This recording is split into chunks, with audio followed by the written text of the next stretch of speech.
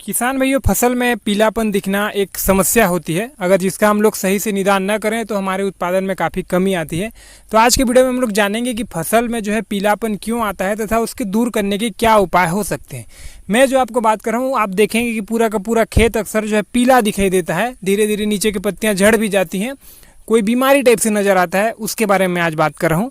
देखिए, फसल में जो है पीलापन आने के दो कारण रहते हैं। एक तो होते हैं न्यूट्रिशन की कमी और दूसरा होता है कोई फंगस या फिर बैक्टीरिया जनित बीमारी का लग जाना। 80% जो केसेस रहते हैं वो न्यूट्रिशन की कमी का रहता है और 20% जो चांस रहते हैं उसमें कुछ कीट या फिर फंगस वगैरह का अटैक का होता है।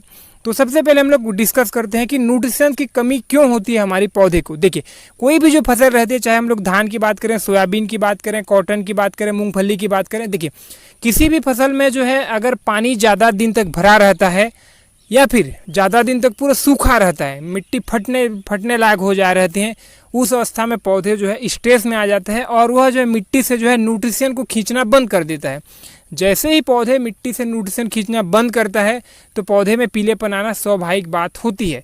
आपने सोच रहे होंगे भैया धान में तो हमेशा पानी भरा रहता है, उसमें पीलापन क्यों नहीं आता। देखिए, धान एक जलीय फसल है, जब आप उसको सूखा कर देंगे ना तब उसमें पीलापन आता है।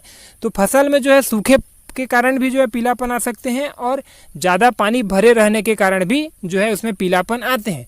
अब हम लोग बात करते हैं कि इसका क्या उपाय हो सकता है। देखिए, इसके दो उपाय होते हैं, एक सस्ता उपाय, एक महंगा उपाय। सस्ता उपाय इसलिए होता है कि देखिए फसल में जो है हरेपन लाने का जो मुख्य जो तत्व रहता है वो होता है यूरिया या फिर नाइट्रोजन।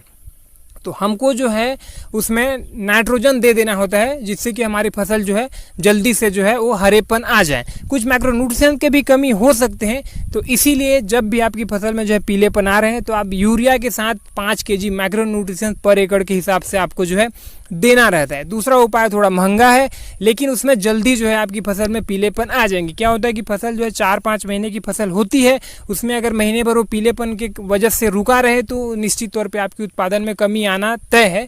तो इसीलिए आपको जो है जल्दी से जल्दी उसको जो है रिकवर करना जरूरी है। तो उसके लिए आप यूरिया के जगह जो है आप अमोनियम सल्फेट दे सकते हैं या फिर जो नाइट्रेट आता है कैल्शियम नाइट्रेट दे सकते हैं।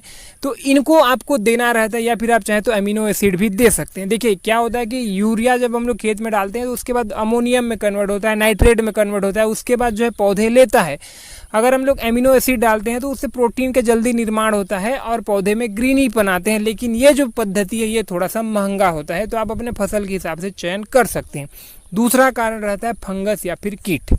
आपकी फसल पीलेपन आ रहे हैं तो आप जड़ के पास या फिर पत्तों में आप पलट पलट के देखिए, अगर उसमें कुछ फंगस या फिर बैक्टीरिया जनित प्रॉब्लम या फिर कोई कीट जनित प्रॉब्लम दिख रही है तो आप उस हिसाब से भी निदान कर सकते हैं, क्योंकि 20% कारण ये भी हो सकता है। लेकिन अधिकतर पूरे के पूरे खेत में पीलेपन आना जो है न्यूट्रिशन की कमी रहती है और न्यूट्रिशन के लिए आप ये उपाय करते हैं तो निश्चित तौर पे आपकी फसल में जो है पीलेपन को आप दूर कर सकते हैं। आज की वीडियो में बस इतना ही। इससे संबंधित कुछ भी सवाल है, सुझाव हो तो प्लीज़ आप नीचे में कमेंट करिए। वीडियो अच्छा लगा तो हर बार की तरह लाइक करके हमारे चैनल को भी सब्सक्राइब जरूर करें। धन्यवाद।